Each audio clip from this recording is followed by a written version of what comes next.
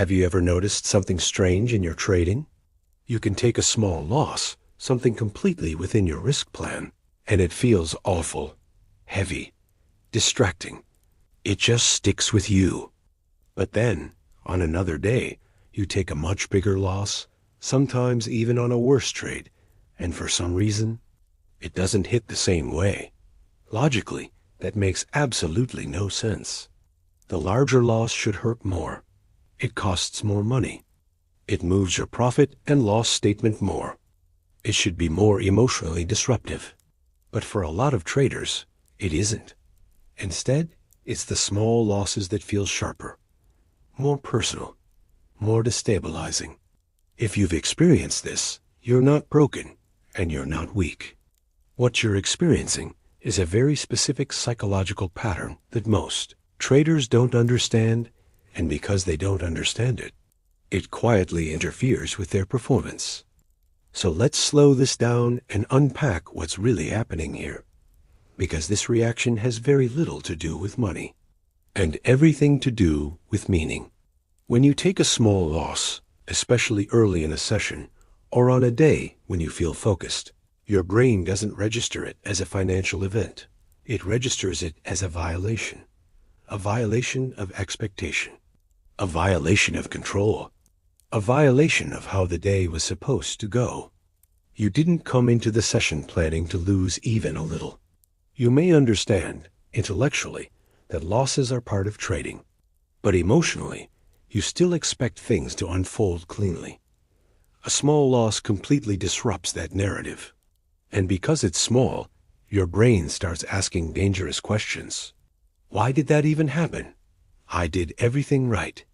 That shouldn't have lost. If I'm losing this trade, what does that say about the rest of the day? Notice what's happening here. The pain isn't coming from the amount of money lost. It's coming from the confusion. Your brain hates ambiguity. It wants cause and effect. It wants reassurance that things make sense. Small losses are psychologically messy. They don't feel justified. They don't feel conclusive. They feel unresolved. Big losses, on the other hand, often come with a story. Maybe you broke a rule. Maybe volatility expanded. Maybe you sized up too fast. Maybe you already felt off going into the trade. Your brain can explain those things.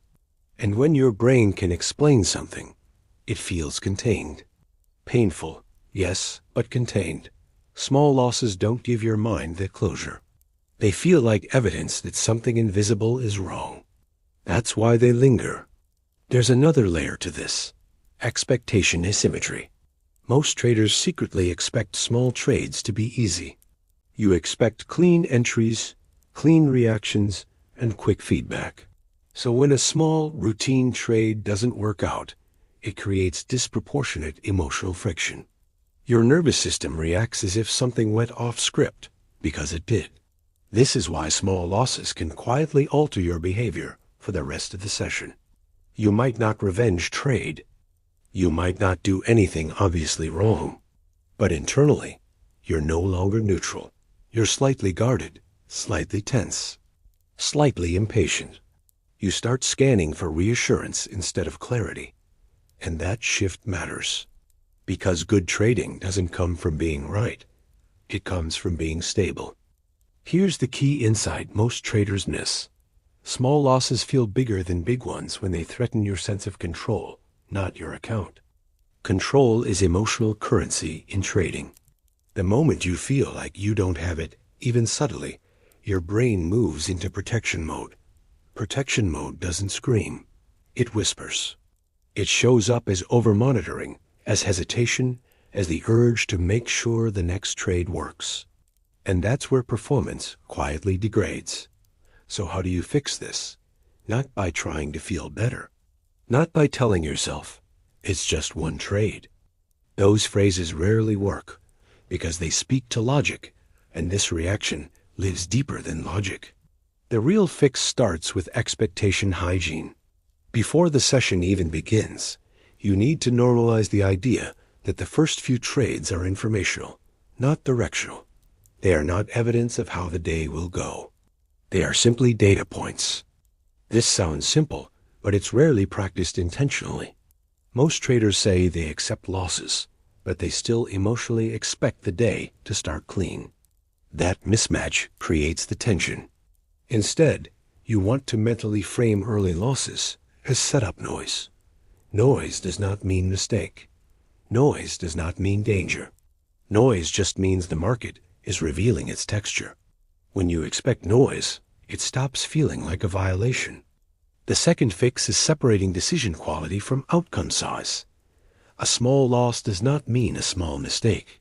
A big loss does not automatically mean a big mistake. Your job is not to feel good after losses. Your job is to remain unchanged by them. That means after a small loss, the question is not, how do I get this back? Or, why did that happen? The question is, am I still emotionally neutral enough to execute the next valid setup? If the answer is no, that's your signal. Not to push, not to fix, but to pause. Even a 2-minute pause can reset the nervous system enough to prevent a spiral. This is also where journaling in the moment becomes powerful. Not post-session journaling, real-time labeling. A simple note like, small loss feeling tense, urge to prove next trade. That single act creates separation between you and the emotion. You're no longer inside it. You're observing it. Observation restores control, and control reduces the emotional load. Here's something else that helps immensely. Pre-commitment to emotional variance. Just like you accept price variance, you must accept emotional variance. Some days, losses will feel heavier. Some days, they won't.